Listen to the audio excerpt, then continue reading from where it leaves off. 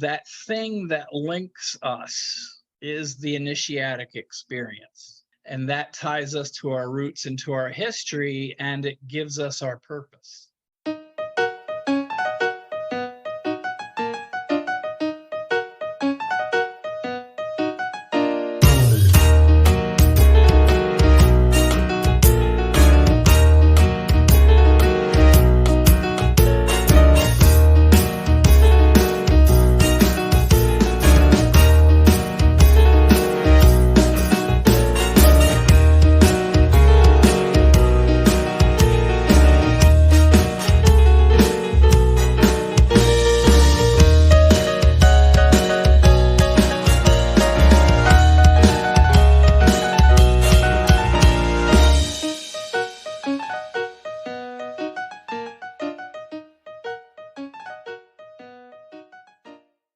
Welcome to the Perfect Ashlar podcast. I'm Chris Galloway, past master of Valley High Lodge 1407 in San Antonio, Texas. Hello, I'm John Hudson, Valley High Lodge, number 1407 in San Antonio, Texas. I'm currently the junior deacon. We have a guest today. Hi, I'm Bill Boyd. I'm a past master at Valley High Lodge number 1407 as well. I also am affiliated with a few other lodges in the area, and I participate fairly heavily in a bunch of the other Masonic organizations and then some other organizations. Joining those organizations was one of the things that stirred my interest in reading and research and trying to figure out what it is we are doing as a craft, because you have a level where we are doing stuff and it's clear, and it's part of what I think I want to talk about today is, do those layers below, are we synchronized, and are we really doing everything that we think we're doing? And yes, these books tie in. I know that the original intent of these forums is to talk about the content of the books, but what I want to do in addition is touching lightly on the content is show how these books may help lodges and what role I think they might play in connecting us to our roots and to those levels below the obvious. We're definitely excited to have you, and I definitely want to start with a quick disclaimer. All the statements today represent the opinions of the hosts and the guests and don't represent any official Grand Lodge statement or position. Today, we wanted to focus on 3 different books. They are books from an author named Carl Claudy. Carl Claudy was a Mason, but he was also an author of several science fiction books and Freemasonry books. He began in his association with Freemasonry in 1908. He was just 29 years old when he was raised to Master Mason by Harmony Lodge number 17 in Washington, D.C. He served as master of that lodge in 1932 and eventually served as the Grand Master of Masons in the District of Columbia in 1943. His Masonic writing career began in earnest when he became associated with the Masonic Service Association in 1923, serving as associate editor of its magazine, The Master Mason, until 1931. Under his leadership, the Masonic Service Association was brought to a place of preeminence through his authorship and distribution of the short talk bulletins, which made his name familiar to virtually every lodge in the country. He authored approximately 350 short talk bulletins. In addition to that, he distributed several digests, special bulletins, and portfolios of a historical and factual nature of our craft. Some of the books that he's written are Pocket Masonic Dictionary, Old Tyler Talks, The Old Past Master, A Master's Wages, These Were Brethren, Where Your Treasure Is, The Lion's Paw, Masonic Harvest, Master's Book. Today, we're actually going to discuss 3 different books and basically how we use those books in our lodge at Valley High. Those books are Introduction to Freemasonry Volume 1, Entered Apprentice, Introduction to Freemasonry Volume 2, Fellowcraft, and Introduction to Freemasonry Volume 3, Master Mason. Brother Boyd, I know that when you brought these books to our lodge, I believe you were our district education officer. I found the books right at the end of my tenure as district deputy. Okay. So it would have been that changeover. I literally one night in Waco switched uniform from district deputy to district education officer. And so I was reading the books during that time frame. So yeah, roughly that time. All three books dive into what our brethren go through when they go through the degrees, their experiences and things like that. When you brought these books to us, you asked me to read them before we introduced them to the lodge when I was going through the chairs. And what stood out to me was that several of the items that are discussed by Claudy goes deeper into the experience, the degree experience, without giving away secrets and things like that. It was pressed upon me that I was a Master Mason, and I feel like I didn't fully understand what I went through. Brother Hudson, was that kind of your experience when you read it too?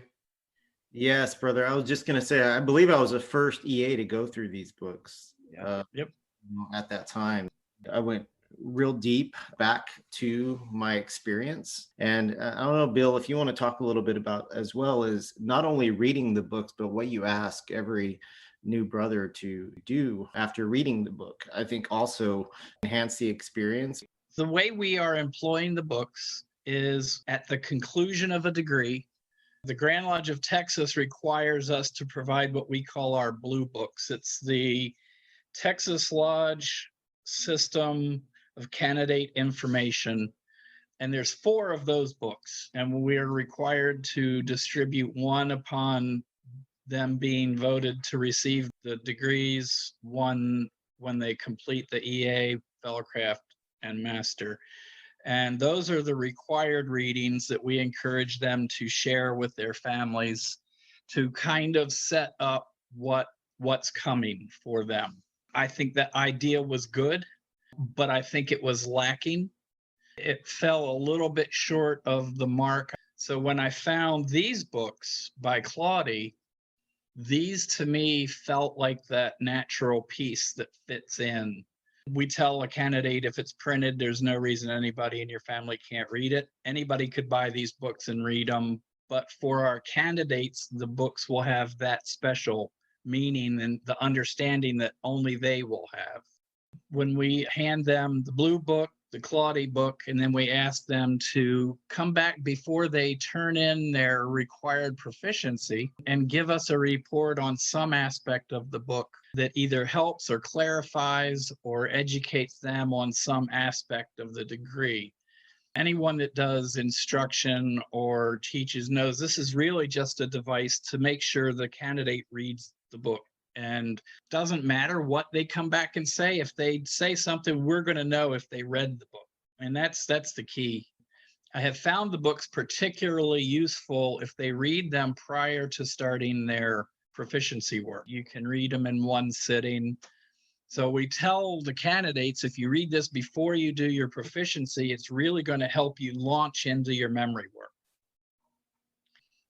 The initiatic experience itself is a fairly in-depth field of study for Masonic scholars. But there's a consensus that Masonry itself is an initiatic experience.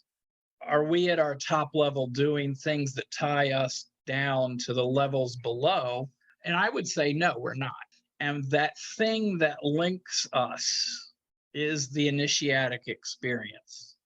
And that ties us to our roots and to our history, and it gives us our purpose. There is a specific point where you think initiation occurs. Chris, where would you say that is? I feel like it's a trick question. No, it is. I think that most people would answer that by saying at the EA obligation, but I will go deeper and say it's at the raising in the 3rd degree. John, are you going to stand up and oppose?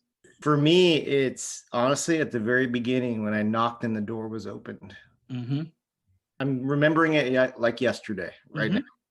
Yeah, yes. And that's the great thing about this is that we personalize our Masonry. My campaign is to provide everything that a brother needs to personalize and internalize it. Now, there is within the field of study a point called preparation for the initiatic experience. Where would you guys say you were prepared for the initiatic experience? There is a preparatory part, and I'd be interested to hear where you guys think that preparation is complete. So for me, it's when I believe when the senior deacon was in the room with me. But first, in my heart, really had some reflection time. I really did. And then spending time with our senior deacon, Adam, at that time, remembering it like it was yesterday, and him just being there with me and showing his kindness, because I was a little nervous, I think, Right. to say the least. I was a little nervous, but he calmed my nerves. So that's where that happened for me personally. Chris, you got I don't know if it's ever really complete. I'll say that, in my opinion. I mean, I think that there's different stages as we go through Masonry. Personally, as Brother Hudson just spoke about, as you go through from EA to Master Mason, once you become a Master Mason, there's other levels. And even me now, I'm essentially an initiatic past master, right? So I'm experiencing that right now as we go through it. Yeah. The original preparation happens in the room adjoining the lodge, mentally and physically, through each stage. Going through the degrees with the mentorship with your mentor, you're gaining some more pieces before you get to that next degree. Right. But I don't know if it ever really finishes. Being that this is a field of study and there's continually papers and books and thoughts that are being exchanged, I would tell you my opinion is that this is not settled science. So obviously, therefore, I think there's no wrong answer. If I was going to pin that point where preparation is completed for the purpose of entering the Masonic fraternity, I would say once the candidate is brought in and goes through the ritual near the center of the lodge room.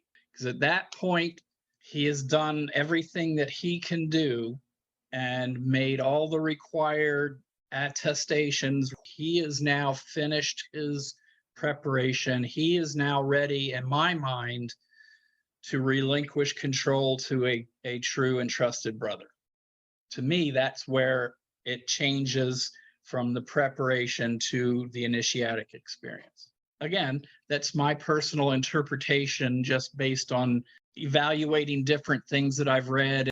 The reason that I wanted to go back to this and tie this to the initiatic experience, generally what we do and what we did at Valley High before the Claudy books was we bring a guy, we do his paperwork, we do his exam, his investigation, and we talk to him. We tell him to get ready, get ready, get ready. You're getting ready to be given a bunch of stuff. We're getting ready to throw a bunch of things at you.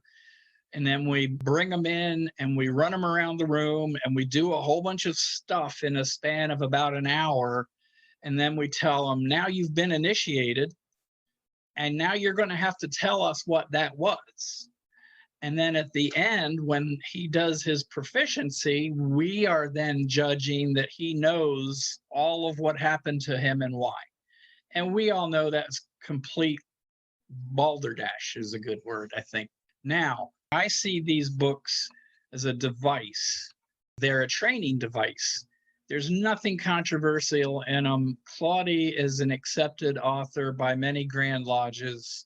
His interpretations of the symbolism is not controversial in any way, but also it's not in depth. This is what I would call bite-sized lessons. And in my mind, what these books do for each candidate is they provide a transition switch. So we bring them in, we still run them around the room, but now we throw a breaker switch in the middle and we say, here is some generally accepted writings as to what you just did. We're inserting a step in the middle whereby the brain can now stop, go through, and digest in order. Essentially, these books will go in a logical order. And then make that transition. Oh, this was that, this was that. Make that equation so that now he's next step will be to be taught how to memorize and say back. So that really is what these books are to me. They're just a device to change the frame of mind of the brain. Because in my mind, the old method, fire hose in, fire hose out, there's no time and there's no process in there for the candidate to learn what those steps are and then digest it, put them in context. And then essentially we want them to teach their instructor what they've just done. That to me is the ultimate purpose of the books. Now, as far as our original question, the initiatic experience itself, you'll find that a lot of writers, if they don't come out and say it, they point to the fact that the 3 degrees of Masonry are the initiatic experience, because we're taking what we say is a good man and then we're going to somehow magically make him better. To do that, we have to go through these 3 sequences, the 3 degrees.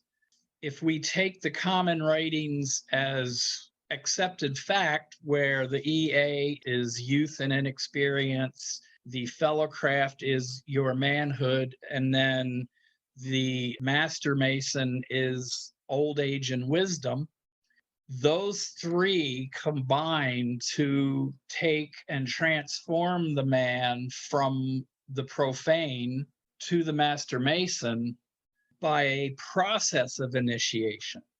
For a full and complete initiation to go through, you proceed through each of these parts of the initiatic experience.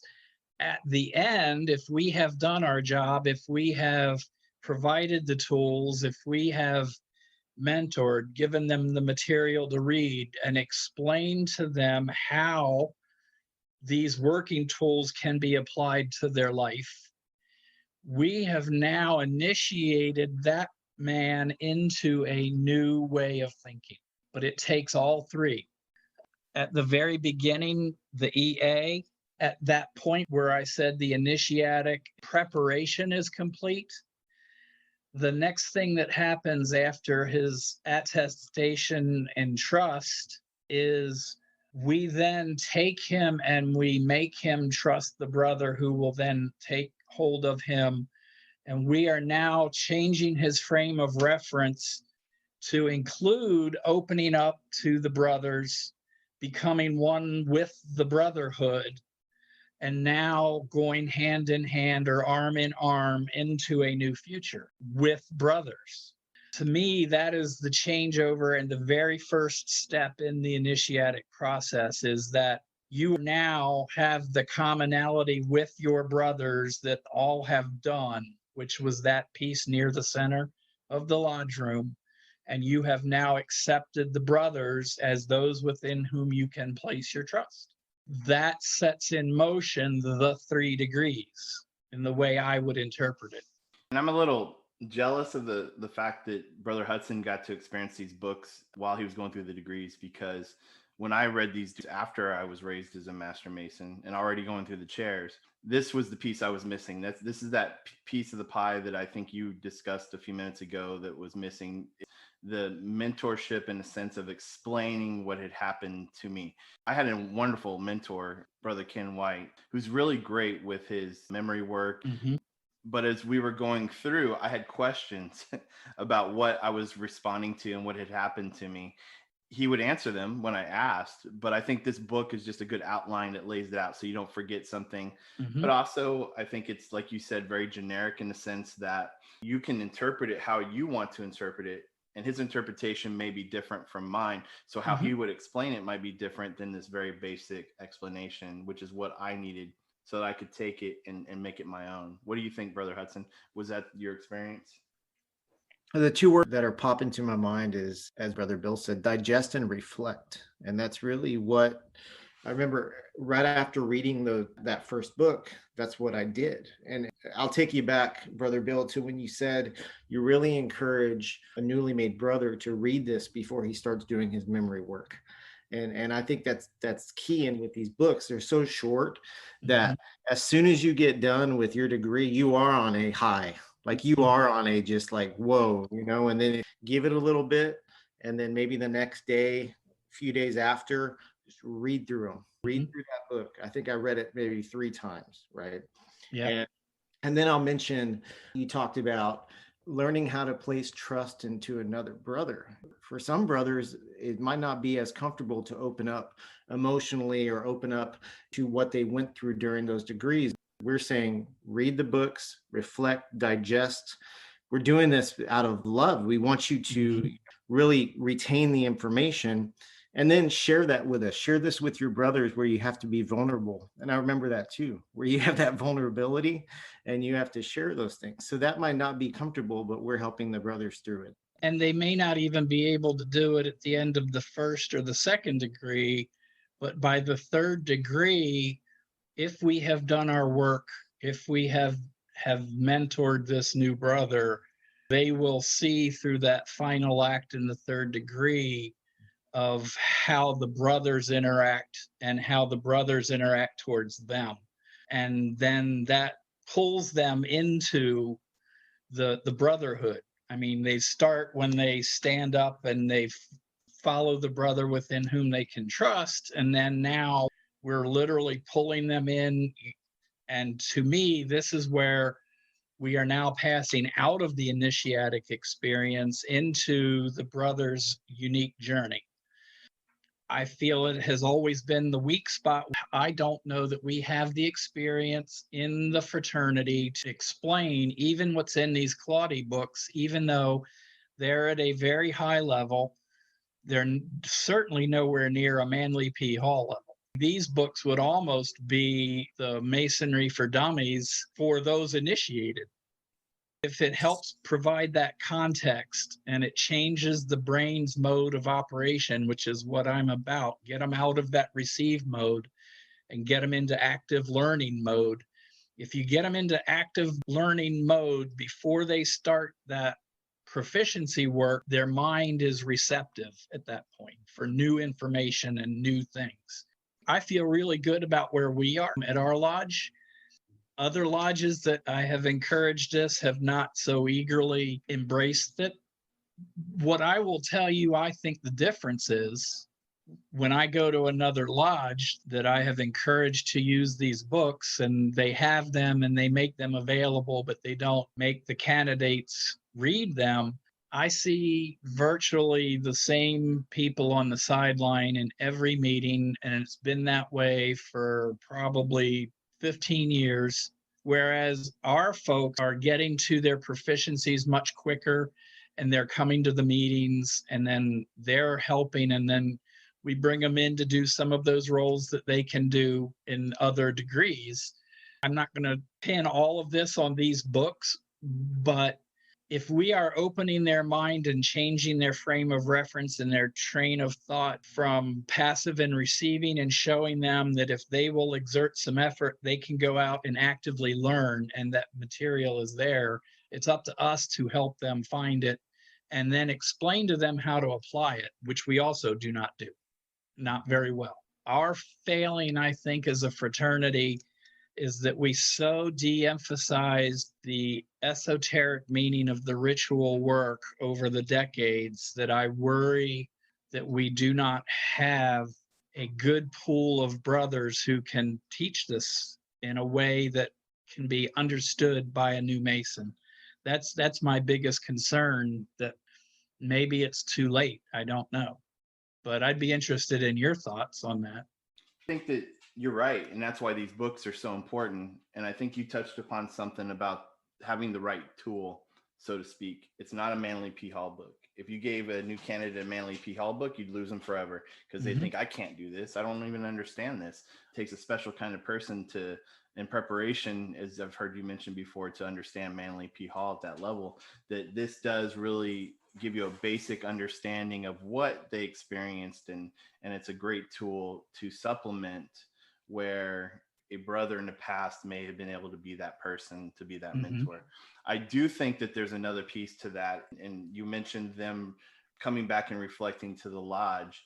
That's super important, because if you miss that piece, then they don't have an opportunity to process. But I'll go deeper and say that brothers, we need to have conversations with them outside of that lodge, so that we keep them interested and keep them passionate about wanting to learn more.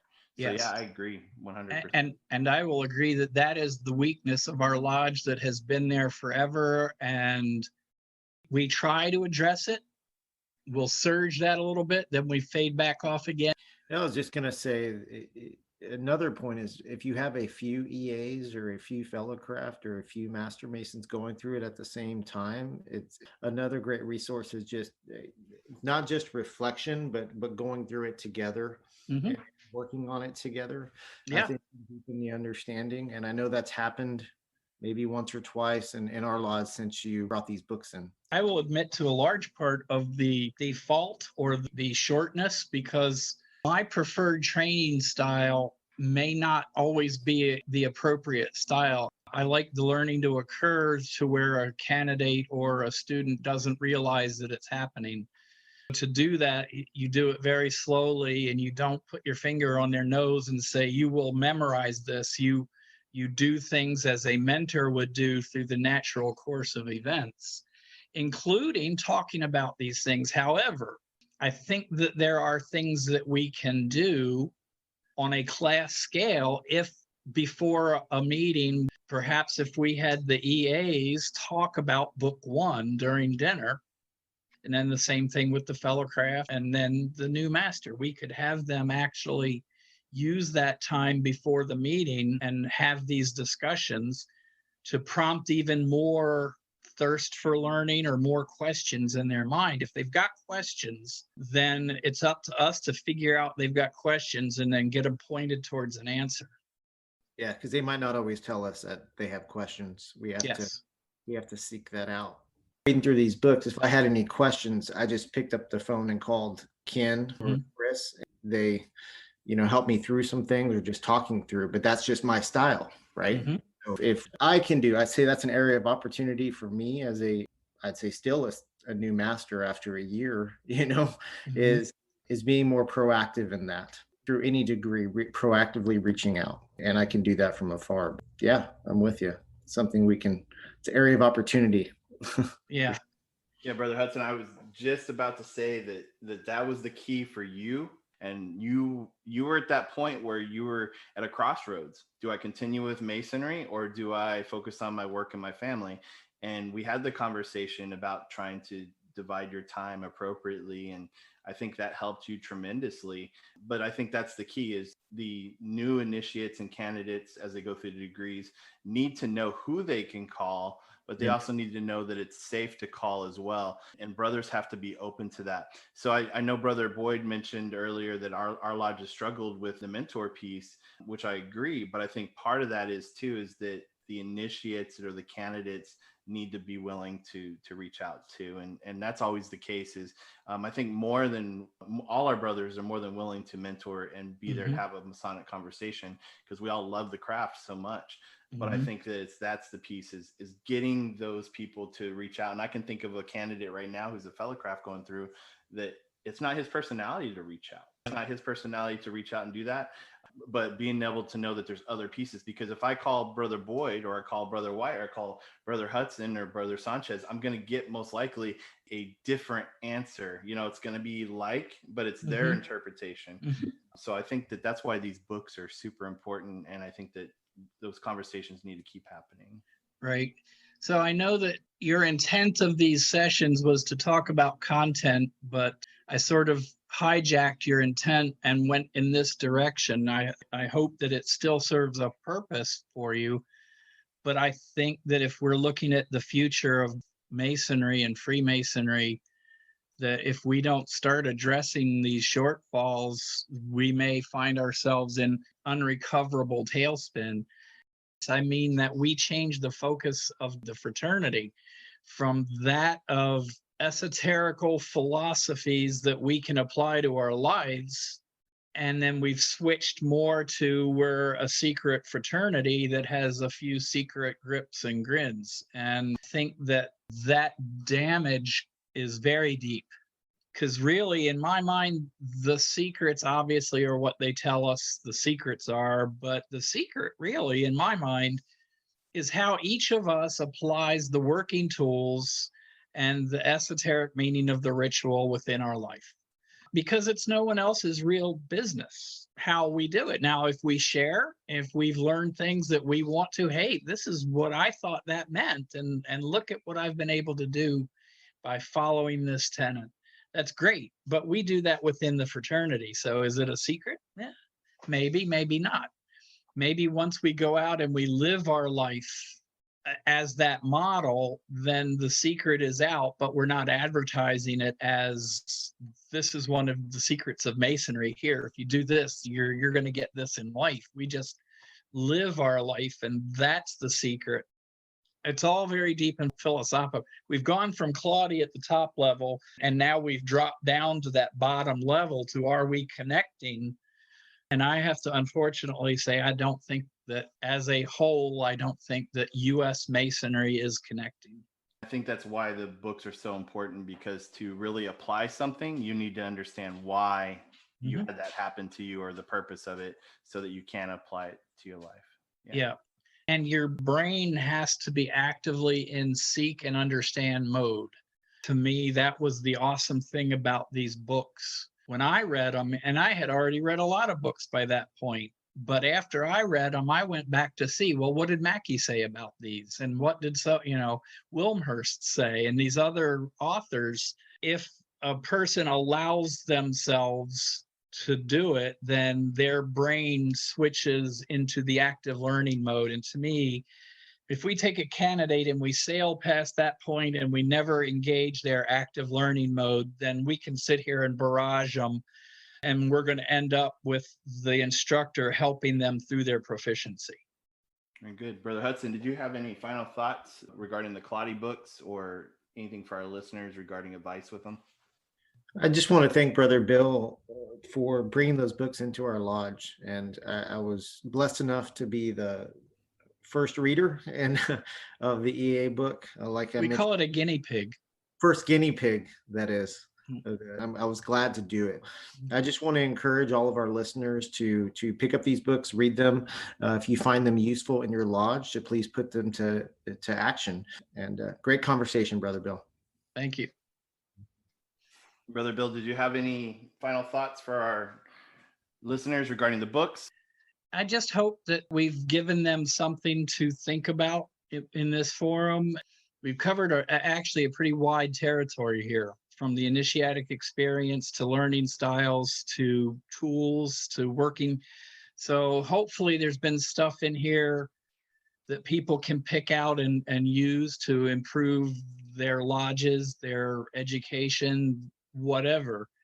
I would tell the folks that may be interested. I was on Amazon yesterday, and you can buy the books in a set of 3 on Amazon for $17 for the whole set, for those who may be interested. And I'm not getting a commission on these. So if you tuned in to learn more content about the books, the content is pretty simple. It's basically what you experienced in the lodge, basic overview. So hopefully, more than anything, this podcast has encouraged you to go out and seek books and purchase them for yourself. They're short reads. They're about 30 to 40 pages. And the thing I will leave you with is, and until next time, education is the key to everything. Try to better yourself in life. So continue chipping away at your rough Ashlar to become that perfect Ashlar. Always walk uprightly and live your life on the level.